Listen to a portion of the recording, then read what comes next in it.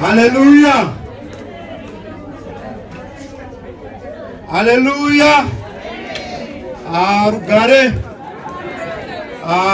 Ndokumbirisa vabereki tichimbotora nguva ino tombogara pasi.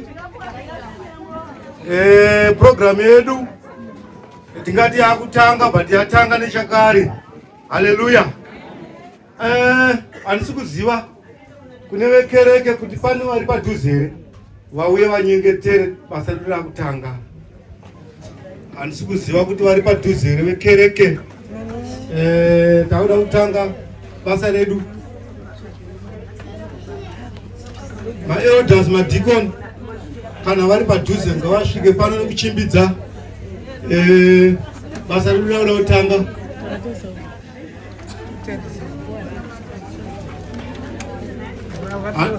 Handisi kuzoti vanga vaziviswa here maelder madikon. Ndinokumbirisa nguva diki shomanana vanga vachiimba vatiimbire zvakare mungotamba tichatsvaga vanhu ivavo kuti vari papi. Ndinokumbirisa uyai zvenyu mubate chimuti chenyu mungopfuurire pamberi 2-3 minutes tione kuti vari papi. Uyai tiimbe tichitsvaga vanhu vekereke vativhurire nemunamato. Keep Jesus higher. Keep Jesus higher. Uga uga uga. Uga uga uga. Uga uga uga. Mune simba muro para Yesu. Mune simba muro para Yesu. Mune simba muro para Yesu. Mune simba muro para Yesu. Kana madimoni. Kana moya yakaipa. Kana wanoroya. Kana mondisha idzo. Kuti mune simba muro para Yesu. Mune simba muro para Yesu. Kana moya yakaipa. Kana wanoroya. Kana madimoni. Taita basa chaizvo. Chitsike satani icho chaenda.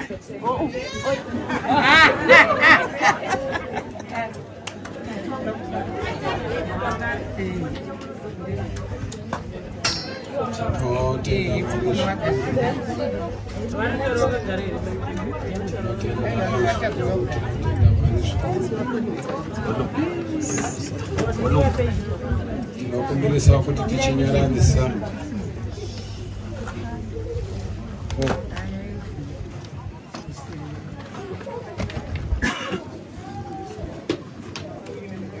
tinotenda Mwari zvikuru, Mwari wakanaka. Nguva ino regai tinamate. Mwari wedu wakanaka wakarurama muzita raJesu. Mbiri ngawe kwamuri, zita renyu ngarikudzwe. Tinokuongai masikati ezuva ranhasi, tichitenda Ishe wamasimba ose kuti makatifambisa nerugare. Zvino muri kupfuurira mberi neprogramu ini yamakatanga.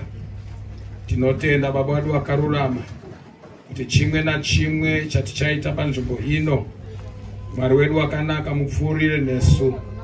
Tinokukokai Mweya Mutsvene kupfuurira mberi nekunyaradza hama dzose, kunyaradza baba naamai, nharaunda yose nenyika yeZimbabwe nekwese kwese. Mwari wekudenga vanyaradzwe nemi. Tinokutendai nenyasha dzenyu, Mwari wedu wakanaka. Chinhu ichi chakaitika pano hachina kujairika, asi nemi Mwari munopfuurira mberi nekunyaradza. Zita renyu Baba rikudzwe, riongwe nekunaka kwenyu. Zvino takupfuurira mberi neprogramu. Mwari wedu wakanaka, muwe pakati pedu, mubate mumwe namumwe, nyasha dziwanzwe zviro kwazvo. Mbiri goya kwamuri, zita renyu rikudzwe, muzita raJesu. Amen. Amen.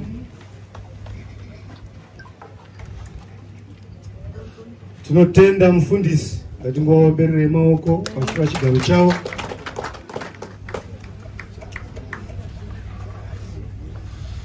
Ngotsvagirai mufundisi pokugara pamvuri wavane pokugara.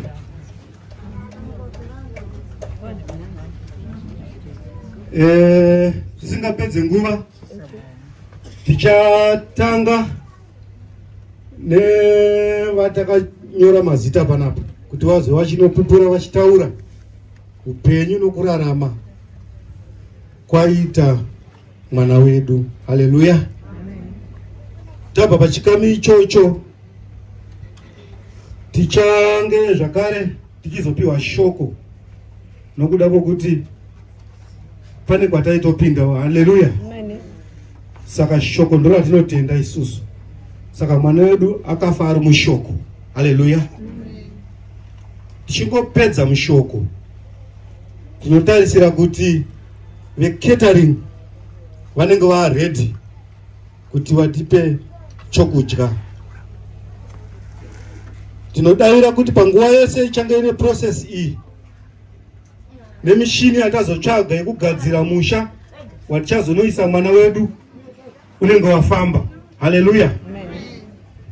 Saka ndaikumbirisa zvikuru kune vakagara kumatendo uku, dzimwe nguva ndo kwamuri ikoko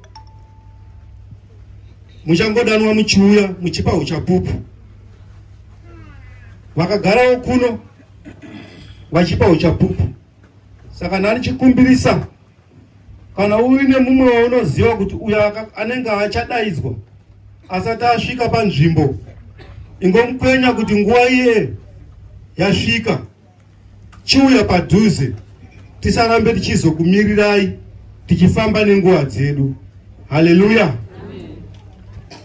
Saka iko zvinezvi ndakupinda muchirongwa sekutaura kwandaita.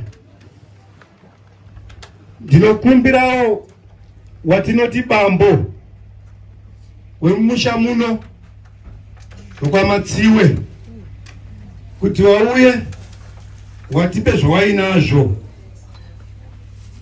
muzita raJesu. Haleluya. Amen. Ndinenge ndichikumbirawo kune vanoimba vachiuya vachititsigirawo panapa 102 ndichimbovapa maiki, kana vasipo tichivamirira avo vasvika.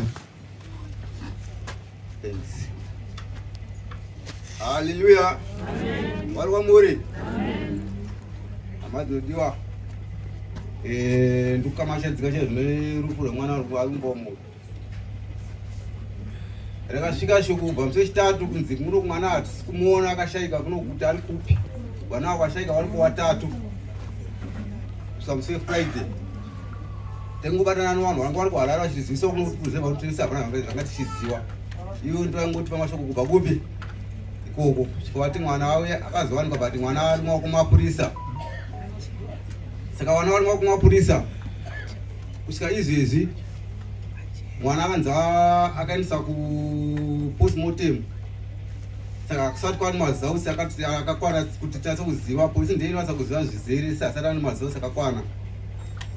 Zvadaro vana vari vatatu vamwe ndokumasvingo 1 ndoedisisi muno wamatsiwe mwana wagarikai matsiwe ndiarumbomu uko walutaura zvari kuti tausezva tikangoungana semaungana tikata kupi atikangetawo kuno chino chikangeiitikawo muno munyika yese zimbabwe hapana sikuziziva ndo zingaitika zvipi izvozvo saka andoda kutenda vanhu vakwanisa kutsvaga mwana wedu usikawamwana pangari kuti ainzi mwana anga akaisiwa mubhuti kubata kwakaitwa wakazowanika vari mubhuti remotikari varipo 3 saka ndoda kutenda vanhu vavakwanisa kuita tsitsi dzokutsvaga mwana wedu kusvika watese wamwana kusvika mwana azosvika muno mumusha make vamatsiwe newakamuperekedza vachobva ikoko kusvika kuno newavakidzani vari muno wakatikomberedzawo waya kutikuta pano ndoda kukutendai kuti rambai makadaro urufu ruri kundirwadza chaizvo mwana wangu muzukuru wangu but zikundirwadza ndo zvakaitika izvozvi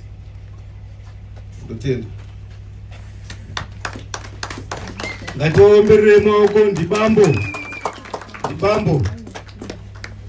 ngatiomberere maoko regai tifambe zvakare ndinokumbirawo tete Matsiwe Maimbasera kuti wawe watipe zvawainazvo. Tete Maimbasera ndinowakumbira kuti vasvike pano watipe zvawainazvo. Ndinodaira kuti vari kufamba vari kuuya.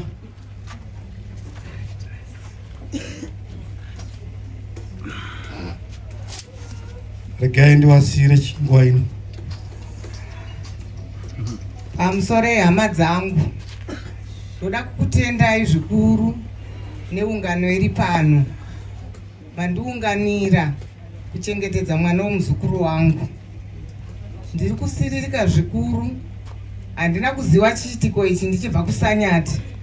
Ndakauya kuno ndichiti ndizoona vana vakasiyiwa naMuchakabvu John kuti vakasara sei. Ndobva ndangosvikawo kuno ndokusangana nechiitiko ichochi. Tiri kurwadziwa zvikuru mhuri yokwaMatsiwe. Tabayiwa pamwoyo. Vana ivava ndovatakatarisirawo kuti ndovanga vachatichengeta mukati mokurarama. Ndichisvika pano ndakauya kuti ndizoona musikana uyu akastroke kuti ari sei. Ndikanzwa kuti akaenda kucheck-up kuHarare. Ndasvika pano ndokunzwa kwandakaitawo kuti ndozvikaitika kuHarare kukuwadzana extension. Mwana akashayikwa. Kusvikira vakomana vazondisirawo mamessages kuti mwana awanikwa tete kuno. Takanzwa kuti muri kumusha. Nhamo idzi dzaita 2. Uyu musikana wokustroka zvakare. Mwana wake akatoshayika nezuro. Saka ndinonzwa kurwadziwa zvikuru kuti hama dzangu kunyange vanozviita havo vachifunga kuti vari kuita. Munhu ndewaMwari. Munhu haasi munhu womunhu. Munhu akasikwa naMwari anofanirwa kupfuudzwa naMwari nokuti ndiye akamusika. Saka iwe kana waitawo zvawaita zvako muchifunga kuti muri kuita mabhizinesi apa vakomanaka, ndoda kutaura chokwadi pamberi paMwari. Kana Mwari achitinzwa kuchema kwedu, nyika yose ichichema yakatarisana newe, iwe uri munhu akamirira kuti misodzi yevamwe vanhu idiridzire rugare rwako, handifungi kuti zvinofamba. Mwari ngaatinzwire ngoni. Vanhu vakaita izvozvi ndinokumbira kuna Mwari kuti Mwari itai sokuda kwenyu. Hapana chinobuda kunyange wakazviita. Ini ndoziva kuti vachabatwa chete nokuda kuti Mwari haafariri chinhu chakaipa. Mwari anofarira chinhu chakanaka. Ndatenda hangu, ndiri kurwadziwa.